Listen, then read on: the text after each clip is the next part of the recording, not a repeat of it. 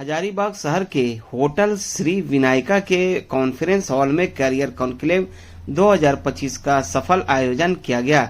इस शिक्षा महोत्सव का आयोजन साई कृपा एजुकेशन रांची के निर्देशक गोपाल सिंह द्वारा किया गया, जिसका उद्देश्य विभिन्न व्यावसायिक एवं तकनीकी पाठ्यक्रमों में रुचि रखने वाले छात्रों को भारत के प्रतिष्ठित संस्थानों से जोड़ना था।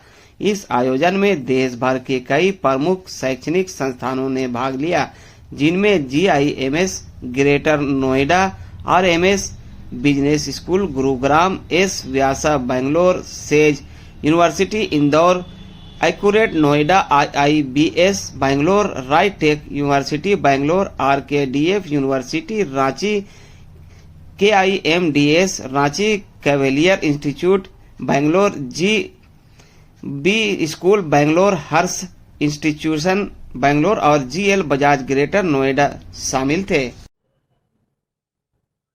आज हजारीबाग के विनायका होटल में यहाँ कैरियर कॉन्क्लेव का आयोजन था। क्या कुछ था यहाँ पे? हजारीबाग के JP जैन सर हैं, इनसे भी जानेंगे। आज भारत के विभिन्न स्थानों से लगभग 10 यूनिवर्सिटीज का आगमन हुआ था यहाँ पे होटल विनायका में, और इन्होंने अन्य जितने भी क्षेत्र होते हैं BEd सब क्षेत्र के लिए वो लोग जानकारी दे रहे हैं और अपने यहाँ नामांकन के लिए बतला रहे हैं। यहाँ पे कई विद्यार्थी यहाँ पर आ रहे हैं, जानकारियों को प्राप्त कर रहे हैं। ये सभी यूनिवर्सिटीज जो है काफी ऑथेंटिक भी हैं और सब लोग NCT से अप्रूव्ड हैं। हम लोग हजारीबाग कोचिंग एसोसिएशन के भी सारे शिक्षकगण यहाँ पर आए हैं, सारे पदाधिकारीगण भी आए हैं। हम लोगों ने भी इस कार्यक्रम में हजारीबाग के विद्यार्थियों का भविष्य कैसे उज्जवल बने, कैसे वो ऐसी डिग्री को प्राप्त करें जिससे कि वो आगे चल करके जॉब को प्राप्त कर सके, इसके लिए हम लोग भी इन लोगों को सहयोग कर रहे हैं। और भविष्य में इस तरह के कार्यक्रम के आयोजन होने से हजारीबाग को तो लाभ होता ही है, यहाँ के शिक्षकों को भी लाभ होता है कि उनके विद्यार्थी जीवन में सफल होते हैं और कुछ ना कुछ जीवन में प्राप्त करते हैं। कोई ऐसी डिग्री प्राप्त कर लेने से जिससे कि जॉब आसान हो जाता है, ये भी इसकी भी प्राप्ति होती है। तो मैं बहुत धन्यवाद देना चाहूंगा यहाँ 10 विश्वविद्यालय जो देश के विभिन्न कोने से आए हुए हैं उन सभी को, और आयोजक मंडली को भी मेरा बहुत बहुत धन्यवाद, हृदय से आभार। हजारीबाग कोचिंग एसोसिएशन के द्वारा एक सराहनीय पहल की गई है हजारीबाग में कैरियर काउंसलिंग के क्षेत्र में। आपको बता दें कि साई कृपा जो संस्था है रांची की, साई कृपा इंस्टीट्यूट, उसके सौजन्य से यहाँ पे लगाया गया है, जिसमें हजारीबाग कोचिंग इंस्टीट्यूट के सारे लोग सम्मिलित हुए और इसका सफलतापूर्वक आयोजन हुआ और कई लोग इसमें पार्टिसिपेट। RKDF यूनिवर्सिटी जो काफी नामी ग्रामीण यूनिवर्सिटी है, करियर काउंसलिंग और करियर के क्षेत्र में छात्र लोग को क्या इसमें मिलता है, कैसे इसमें एडमिशन लें, इन सारे विषयों पर चर्चा करेंगे और कितनी संभावनाएं हैं करियर निर्माण के क्षेत्र में।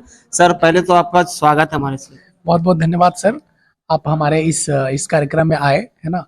मुझे भी यहाँ पे बुलाया गया था कि भाई सर बच्चा लोग के लिए है ये कार्यक्रम आयोजित किया गया है, आप इसमें सम्मिलित हों, है ना।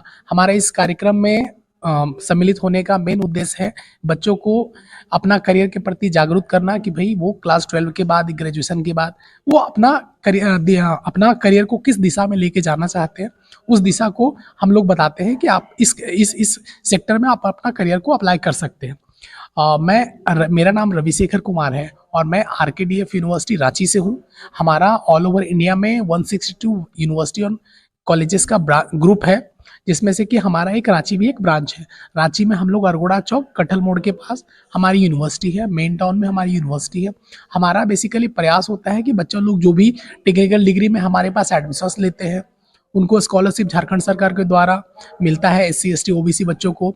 दूसरी बात है कि हमारा प्रयास होता है कि लगभग जितने बच्चे होते हैं अगर उनका मूल्यांकन अच्छा से हो, सब कुछ ठीक ठाक हो, तो वो अपना करियर में आगे जा सकते हैं। हमारा बेसिकली प्रयास होता है कि उनको जॉब अच्छे से प्रोवाइड किया जाए ताकि वो अपना करियर में टेक्निकल डिग्री लेने के बाद करियर में कहीं पे उनका ड्रॉबैक ना लगे। हमारा बेसिकली यही उद्देश्य होता है।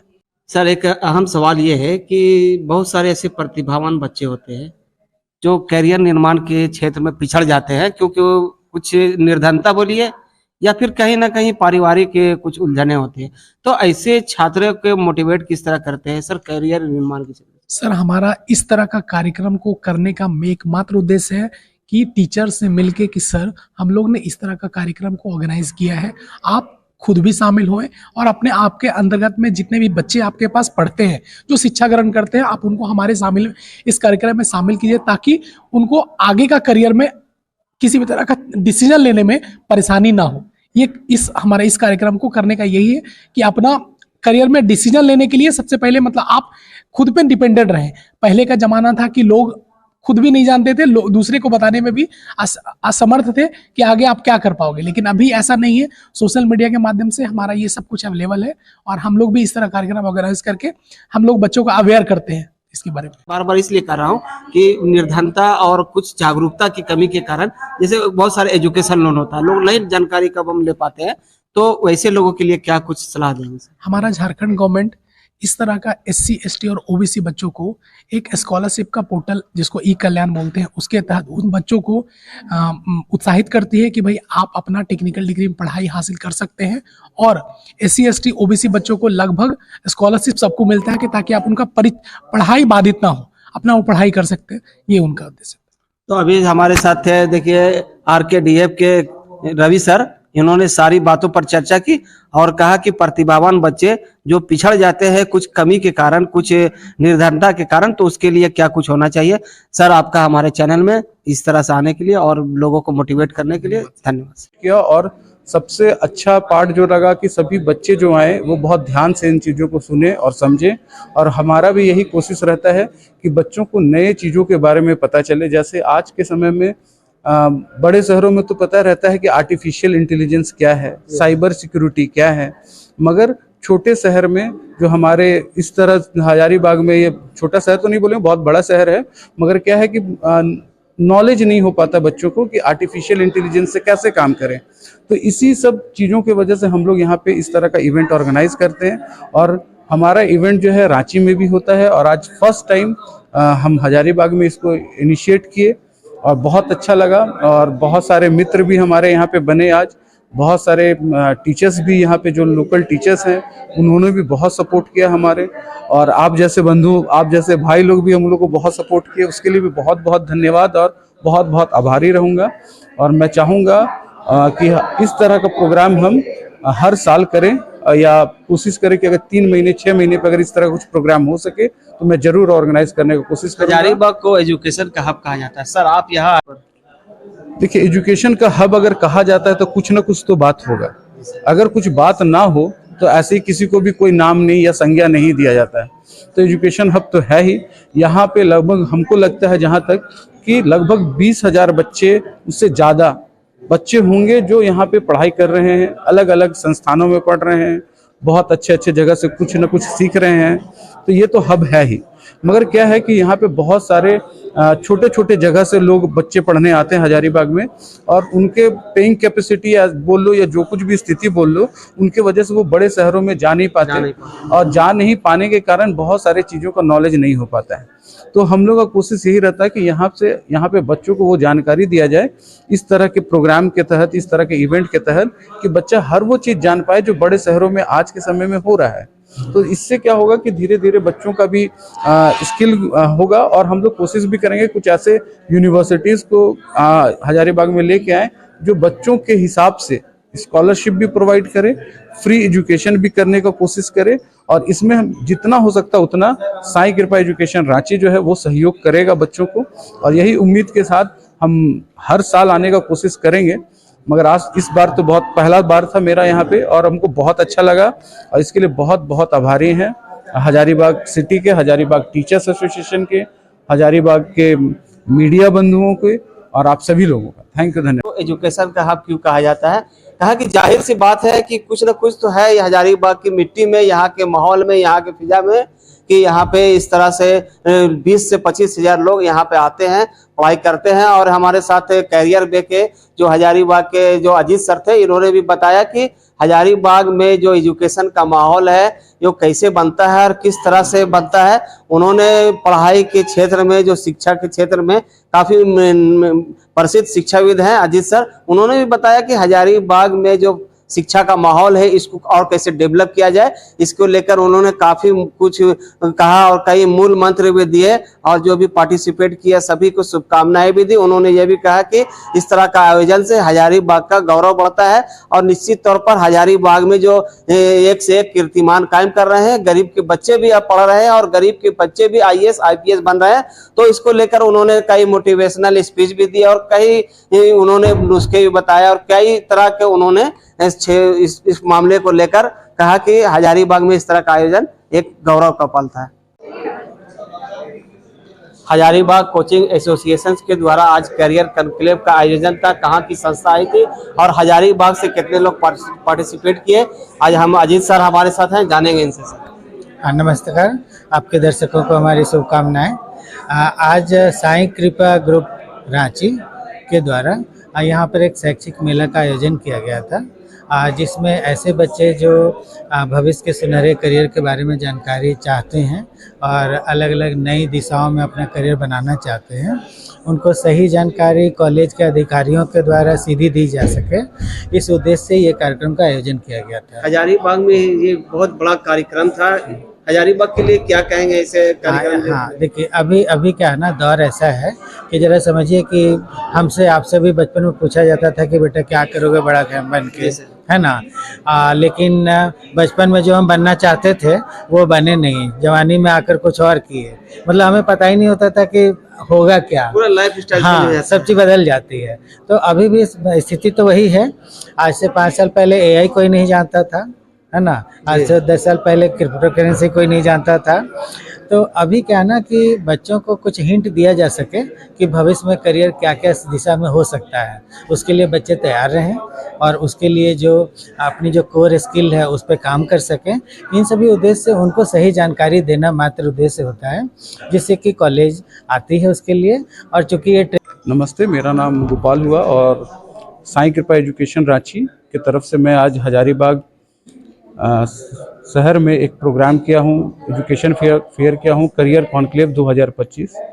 और यहाँ पे पूरे भारत से लगभग 15 कॉलेज यहाँ पे हमारे इस इवेंट में पार्टिसिपेट किए। उसमें बहुत सारे कॉलेज हैं जो बेंगलोर से हैं, कुछ कॉलेज पुणे से हैं, कुछ कॉलेज रांची लोकल हैं और कुछ कॉलेज कलकत्ता से हैं, कुछ गुड़गांव से हैं, दिल्ली से हैं। तो इस तरह से बहुत अलग अलग किया। और सबसे अच्छा पार्ट जो लगा कि सभी बच्चे जो आए वो बहुत ध्यान से इन चीज़ों को सुने और समझे। और हमारा भी यही कोशिश रहता है कि बच्चों को नए चीज़ों के बारे में पता चले। जैसे आज के समय में बड़े शहरों में तो पता रहता है कि आर्टिफिशियल इंटेलिजेंस क्या है, साइबर सिक्योरिटी क्या है, मगर छोटे शहर में जो हमारे इस तरह हजारीबाग में, ये छोटा शहर तो नहीं बोले, बहुत बड़ा शहर है, मगर क्या है कि नॉलेज नहीं हो पाता बच्चों को कि आर्टिफिशियल इंटेलिजेंस से कैसे काम करें। तो इसी सब चीज़ों की वजह से हम लोग यहाँ पे इस तरह का इवेंट ऑर्गेनाइज करते हैं। और हमारा इवेंट जो है रांची में भी होता है और आज फर्स्ट टाइम हम हजारीबाग में इसको इनिशिएट किए और बहुत अच्छा लगा। और बहुत सारे मित्र भी हमारे यहाँ पे बने आज, बहुत सारे टीचर्स भी यहाँ पे जो लोकल टीचर्स हैं उन्होंने भी बहुत सपोर्ट किया हमारे। और आप जैसे बंधु, आप जैसे भाई लोग भी हम लोग को बहुत सपोर्ट किए, उसके लिए भी बहुत बहुत धन्यवाद और बहुत बहुत आभारी रहूँगा। और मैं चाहूँगा कि इस तरह का प्रोग्राम हम हर साल करें या कोशिश करें कि अगर 3 महीने 6 महीने पर अगर इस तरह कुछ प्रोग्राम हो सके तो मैं जरूर ऑर्गेनाइज करने की कोशिश करूँगा। हजारीबाग को एजुकेशन का हब कहा जाता है। सर आप यहाँ देखिए, एजुकेशन का हब अगर कहा जाता है तो कुछ ना कुछ तो बात होगा। अगर कुछ बात ना हो तो ऐसे ही किसी को भी कोई नाम नहीं या संज्ञा नहीं दिया जाता है। तो एजुकेशन हब तो है ही। यहाँ पे लगभग हमको लगता है जहाँ तक कि लगभग 20,000 बच्चे, उससे ज़्यादा बच्चे होंगे जो यहाँ पे पढ़ाई कर रहे हैं, अलग अलग संस्थानों में पढ़ रहे हैं, बहुत अच्छे अच्छे जगह से कुछ ना कुछ सीख रहे हैं। तो ये तो हब है ही। मगर क्या है कि यहाँ पे बहुत सारे छोटे छोटे जगह से लोग बच्चे पढ़ने आते हैं हजारीबाग में, और उनके पेइंग कैपेसिटी या बोल लो या जो कुछ भी स्थिति बोल लो, उनके वजह से वो बड़े शहरों में जा नहीं पाते और जा नहीं पाने के कारण बहुत सारे चीज़ों का नॉलेज नहीं हो पाता है। तो हम लोग का कोशिश यही रहता है कि यहाँ पे बच्चों को वो जानकारी दिया जाए इस तरह के प्रोग्राम के तहत, इस तरह के इवेंट के तहत, कि बच्चा हर वो चीज़ जान पाए जो बड़े शहरों में आज के समय में हो रहा है। तो इससे क्या होगा कि धीरे धीरे बच्चों का भी स्किल होगा। और हम लोग कोशिश भी करेंगे कुछ ऐसे यूनिवर्सिटीज़ को हजारीबाग में लेके आए जो बच्चों के हिसाब से स्कॉलरशिप भी प्रोवाइड करे, फ्री एजुकेशन भी करने का कोशिश करे और इसमें हम जितना हो सकता है उतना साई कृपा एजुकेशन रांची जो है वो सहयोग करेगा बच्चों को, और यही उम्मीद के साथ हम हर साल आने का कोशिश करेंगे। मगर आज इस बार तो बहुत पहला बार था मेरा यहाँ पे, और हमको बहुत अच्छा लगा, और इसके लिए बहुत बहुत आभारी हैं हजारीबाग सिटी के, हजारीबाग टीचर्स एसोसिएशन के, हजारीबाग के मीडिया बंधुओं के, और आप सभी लोगों का थैंक यू, धन्यवाद। हजारीबाग कोचिंग एसोसिएशन के द्वारा आज करियर कॉन्क्लेव का आयोजन था। कहाँ की संस्था आई थी और हजारीबाग से कितने लोग पार्टिसिपेट किए, आज हम अजीत सर हमारे साथ हैं, जानेंगे इनसे सर। नमस्कार, आपके दर्शकों को हमारी शुभकामनाएं।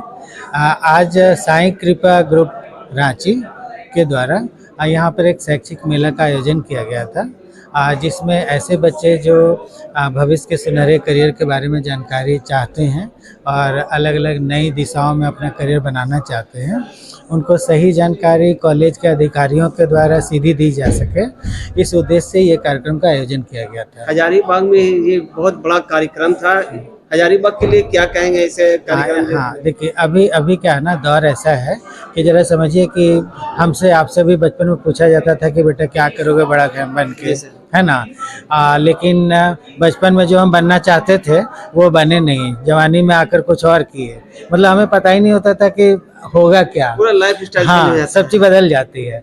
तो अभी भी स्थिति तो वही है। आज से 5 साल पहले एआई कोई नहीं जानता था, है ना। आज से 10 साल पहले क्रिप्टो करेंसी कोई नहीं जानता था।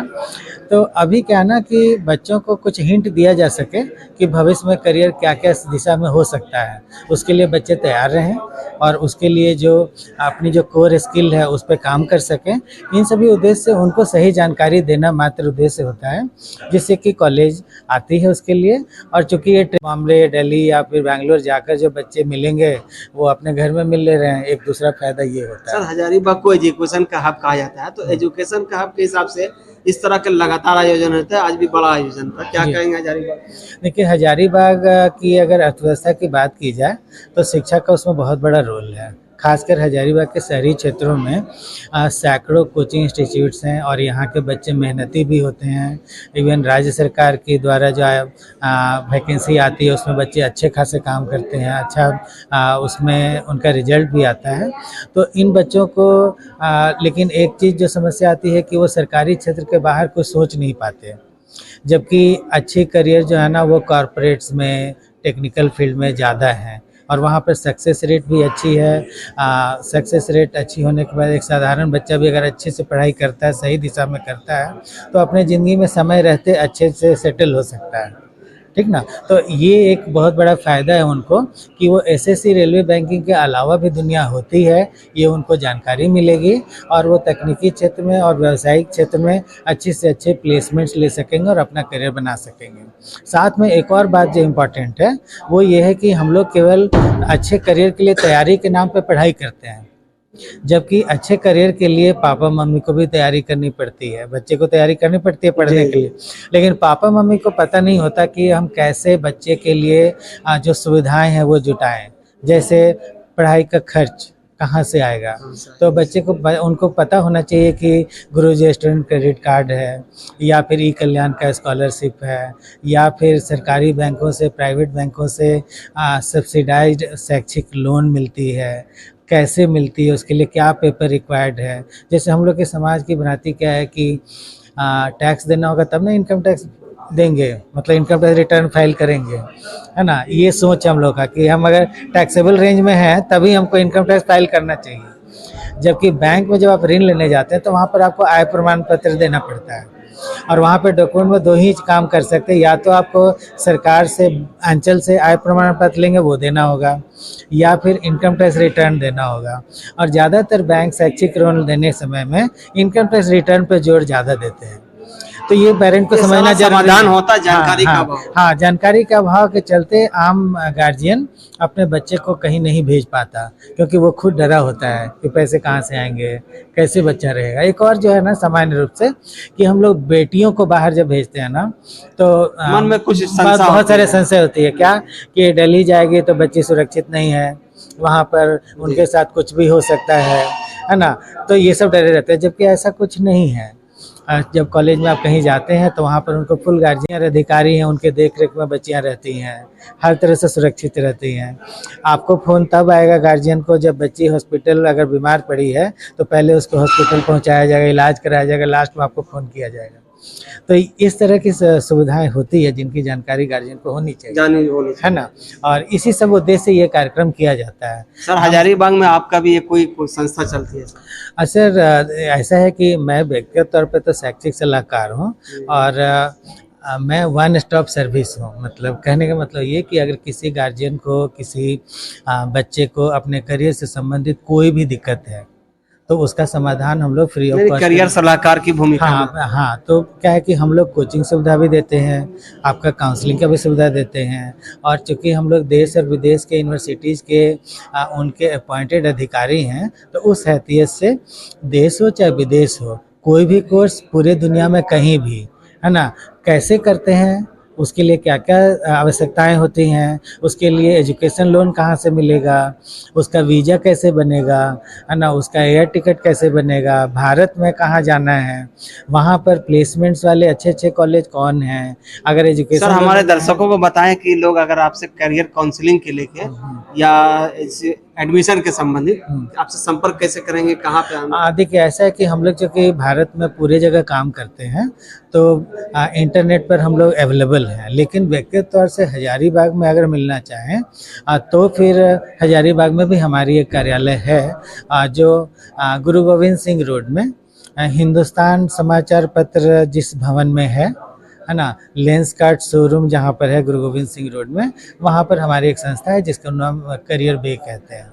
कि देखिए जैसे अपने शहर में चर्चित कॉलेज में आनंदा कॉलेज है ना, एक एग्जांपल देता हूँ। आनंदा कॉलेज की बीबीए की स्टूडेंट्स, है ना, अपनी ग्रेजुएशन कंप्लीट जिस साल की उसी साल वो जो है ना बाहर चलने गई पढ़ने मैनेजमेंट कॉलेज में। अच्छी मैनेजमेंट कॉलेज थी, सबसे अच्छी नहीं थी बट अच्छी ज़रूर थी।